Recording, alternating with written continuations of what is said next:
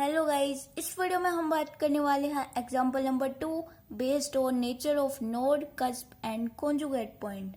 और गाइस, आपको वीडियो में नोट्स के स्क्रीनशॉट लेने की ज़रूरत नहीं है। आप वीडियो के डिस्क्रिप्शन बॉक्स में जाओ और वहां पर जो लिंक है उस पर क्लिक करोगे तो वहां से आपको वीडियो के जो क्लीन नोट्स है वो मिल जाएंगे। तो अब जो इस वीडियो में मेन है वो है क्वेश्चन, तो उसको हम रीड कर लेते हैं। तो examine the position and nature of double point of the following curve. हमें कर्व दिया और कहा है कि पोजीशन और नेचर ऑफ डबल पॉइंट वही फाइंड आउट करो। तो Y cube equal to X minus A की whole square to X minus A. अब इसको हमें सोल्व करके चलना है। तो सॉल्यूशन सबसे पहले from given equation of curve Y cube equal to X minus A की whole square to X minus A. सबसे पहले function of X Y equal to 0 की फॉर्म बनी, function of X Y equal to this. तो step number 1 रहेगा कि हमें curly F upon curly X find out करना है। तो उसके लिए ये कांस्टेंट 0 हो जाएगा, तो इसमें u डॉट वी लग जाएगा। तो माइनस मैंने बाहर लिख लिया और x माइनस ए को रखा पहले, 2x माइनस ए का 2 प्लस 2x माइनस ए को रखा 2x माइनस ए हो जाएगा। फिर माइनस का अंदर मल्टीप्लाई करके इसको थोड़ा सा आगे सोल्व किया। सोल्व ऐसे किया कि जो ये है उसमें से मैंने जो कॉमन आ रहा है उसको कॉमन लिया, तो माइनस 2x माइनस ए कॉमन, तो जो अंदर है वो लिख दिया मैंने। तो कर लिया upon curly X equal minus 2x minus A 3x minus 2 है। तो फाइनली जो कर लिया अपॉन कर्ली एक्स वो मिल गया। अब हमें पार्शियली डेरिवेट करना विद रिस्पेक्ट टू y जो फंक्शन है। तो कर लिया अपॉन कर्ली y, ये एक ही वेरिएबल है क्योंकि ये कांस्टेंट है तो इसका हो जाएगा 0। तो y क्यूब है उसका जो पार्शियली डेरिवेटिव होगा विद रिस्पेक्ट टू y तो वो हो जाएगा 3y स्क्वायर। तो अब जो हमें करना है वो 2 और 3 क्वेश्चन बनानी है, तो उससे हमें एक्स वाई पॉइंट निकालने हैं। तो बस मैंने वही किया है, 2 इक्वेशन बना ली, पहले एक थी और दूसरी तीसरी। अब इसमें मुझे क्या करना है, स्टेप नंबर 2 में एक्स और वाई की वैल्यू निकालनी है। तो from equation second and third से मुझे मिल जाएगी एक्स और वाई की वैल्यू। तो minus 2x minus A 3x minus 2 ये 2 कांस्टेंट उधर जाएगा। x minus a equal to 0, तो यहाँ से मुझे x की वैल्यू a मिल गई एक तो, और यहाँ से मुझे इससे मिल गई मुझे x इक्वल टू 2a/3।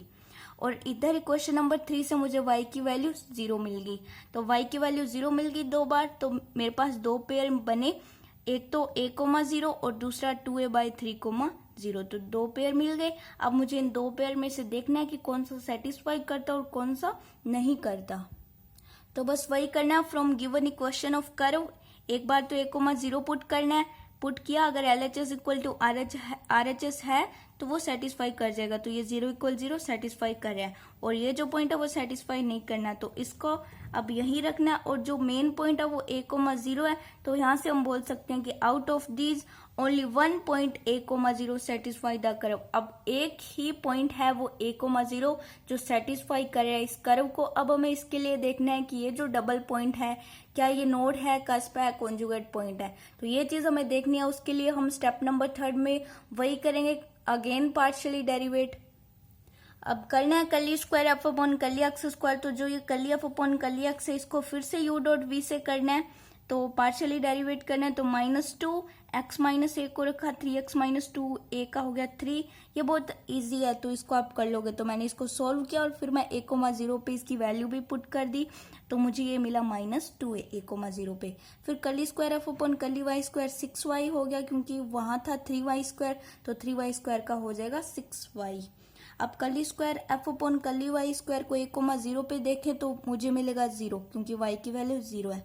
अब curly square f upon curly x curly y है तो वो 0 के इक्वल होगा, क्योंकि curly F upon curly y में सिर्फ y है, क्योंकि उसमें x नहीं है। तो y कांस्टेंट है, एज ए कांस्टेंट बिहेव करेगा, तो वो curly square f upon curly x curly y बन जाएगा 0। अब हमें इसमें वैल्यू पुट करनी है, तो मुझे मिला ये 0, तो मैं यहाँ से कह सकती हूँ कि जो पॉइंट है a,0 इज ए कस्प। अब जो भी मिला, हमें नोड मिले, कस्प मिले, कॉन्जुगेट मिले, हमें नेचर देखना होता है। तो अब यहाँ मुझे कस्प मिला है तो मैं देखती हूँ इसका नेचर। तो अब यहाँ से हेडिंग रहेगी nature of the double point a,0। अब हमें हम सबको पता है कि 1,0 पे मिला है क्योंकि हमें ओरिजिन चाहिए। तो अब हम एक नया ओरिजिन ढूंढेंगे, वो कैसे? तो स्टेप नंबर 1 रहेगा कि हम ये ओरिजिन है उसको 1,0 पे शिफ्ट करेंगे, मतलब 0,0 पॉइंट है उसको 1,0 पे शिफ्ट कर देंगे। तो ऐसा हमें कर्व मिलेगा जो 0,0 पॉइंट से पास होता होगा। तो उसके लिए हमें जो पुट करना होता है वो capital X equal to X plus H, और नहीं, small x equal to capital X plus H, और small y equal to capital Y plus K। तो बस वही x y 1,0 capital x y 0,0, यहाँ से मुझे h और k की वैल्यू मिल गई और फिर से मैं h और k की वैल्यू उसमें पुट करूंगी जो पीछे था मेरे पास। तो x equal to capital X plus है, small y equal to capital Y plus 0। अब ये दो वैल्यूज है x और y की, तो इन दोनों को मैं इक्वेशन नंबर 1 जो गिवन कर्व ऑफ इक्वेशन है उसमें पुट करूंगी। तो मुझे एक ऐसा कर्व मिलेगा। मुझे इक्वेशन नंबर 4 मिली है जो 0,0 पॉइंट से पास होती है। तो मैंने पुट किया कैपिटल Y प्लस 0, ये जो गिवन इक्वेशन है तो उसको आप देख लेना, minus capital X plus a minus a के होल स्क्वायर ये हो जाएगा, और capital Y cube minus x square 2x plus a equal to 0। तो इसको मैंने इक्वेशन नंबर 4 दे दिया और इसी को मैंने थोड़ा सा मॉडिफाई किया। इक्वेशन नंबर 4 को मॉडिफाई किया, इसको मैंने मल्टीप्लाई कर दिया तो पूरा इक्वेशन को ओपन कर लिया। तो अब मुझे क्या करना है, अब ये जो मुझे कर्व मिला है ये 0,0 पॉइंट से पास हो रहा है, वो हम कैसे चेक करेंगे कि हम x इक्वल टू 0 रखेंगे तो मुझे y इक्वल टू 0 मिलेगा, या फिर हम कह सकते हैं कि हम पुट करेंगे y इक्वल टू 0 तो मुझे x इक्वल टू 0 मिलेगा। ओके, तो अब जो लोवेस्ट डिग्री है वो देखनी है। तो इसमें 2 लोवेस्ट डिग्री है क्योंकि ये क्यूब अब लोवेस्ट डिग्री है वो माइनस ax स्क्वायर है तो उसको 0 के इक्वल रखना है। तो equating to 0 the lowest degree terms in equation 4th the tangents at new origin are given by, तो ax स्क्वायर इक्वल टू 0 हो जाएगा, हो गया ना। यहाँ पर capital X equal to 0 capital X equal to 0, दो इक्वेशन मिली, दो टेंजेंट की इक्वेशन मिली और दोनों ही रियल हैं और दोनों कोइंसिडेंट भी कर रही है, मतलब इक्वल मिली है हमें। तो यहाँ से हमें फिर से एक बार कंफर्म हो गया कि जो ओरिजिन न्यू मिला, ओरिजिन मतलब जो पॉइंट a,0 होना चाहिए ना यहाँ पर a,0 on the given curve is a cusp. अब जब हमें पता लगा यहाँ से कंफर्म होना चाहिए, यहाँ से अगर कंफर्म नहीं होता फिर हम आगे क्वेश्चन को नहीं बढ़ाएंगे, यहीं पे स्टॉप करेंगे। अब जबकि हमें यहाँ से प्रॉपर पता लग गया है कि ये कस्प है तो इसको हम आगे कंटिन्यू रखेंगे। तो स्टेप नंबर 2 में वही x equal to p put करना है, इस बार टेंजेंट x में आई है तो capital X equal to p. अब 5th और 4th या फिर इससे, तो इन दोनों से हम x equal to p put कर देंगे, मतलब x वेरिएबल को हम यहाँ से रिमूव करेंगे तो वो जो इक्वेशन मिलेगा वो p और y में मिलेगा। तो फाइनली x को रिमूव कर दिया, capital Y cube equal to p square 2p plus a y cube minus 2p cube minus AP square equal to 0। पूरी इक्वेशन को ओपन कर लिया मैंने यहाँ पर। अब मुझे चेक करना है ना स्टेप नंबर 4 में कि स्टेप नंबर 4 ही डिसाइड करेगा कि जो कस्प है वो सिंगल है डबल है। तो उसके लिए मुझे यहाँ से कुछ पता नहीं लगेगा ना, क्योंकि मुझे पी क्यूब है, पी क्यूब भी है, पी स्क्वायर भी है, तो यहाँ से मेरे पास पी की वैल्यू एक परफेक्ट प्रॉपर वैल्यू नहीं आएगी, तो मैं बता नहीं पाऊंगी कि ये कस्प सिंगल है डबल है। उसके लिए मुझे जो पी की वैल्यू हाईएस्ट पावर है उनको करना पड़ता है नेग्लेक्ट, मतलब p की ग्रेटर देन 2 से जितनी भी वैल्यू है, मतलब स्क्वायर से जितनी भी, मतलब p क्यूब p4 इन सबको मुझे नेग्लेक्ट करके चलना पड़ता है और फिर मैं बता पाऊंगी कि ये कस्प सिंगल है डबल है। तो मैंने यहाँ पे नेग्लेक्ट किया power of p greater than 2। बस यही रीजन है कि मैंने क्यों नेग्लेक्ट किया, क्योंकि मुझे पता ही नहीं लगेगा कि ये सिंगल है डबल है। उसके लिए मुझे कुछ तो लॉजिकली सोचना पड़ेगा, कुछ दिमाग लगाना पड़ेगा कि ये मैं कैसे बता पाऊँ कि मैं किसको नेग्लेक्ट करूँ कि ये मुझे प्रॉपर वैल्यू दे। तो वही दे दी इसने p ग्रेटर देन 2 पे, और बहुत ही हो जाता है ना p ग्रेटर देन 2 पे अगर हम नेग्लेक्ट करके चलेंगे हाईएस्ट पावर को तो बहुत छोटी पावर में हम बता पाएंगे। तो बस वही किया, फिर मुझे मिला कि मैंने इसको नेग्लेक्ट कर दिया तो मुझे इक्वेशन मिली y cube minus AP square equal to 0। तो यहाँ से मुझे p की वैल्यू मिल जाएगी और मिल भी गई। स्टेप नंबर 4 में p square equal to Y cube upon A और p equal to plus minus under root में वाई क्यूब अपॉन ए।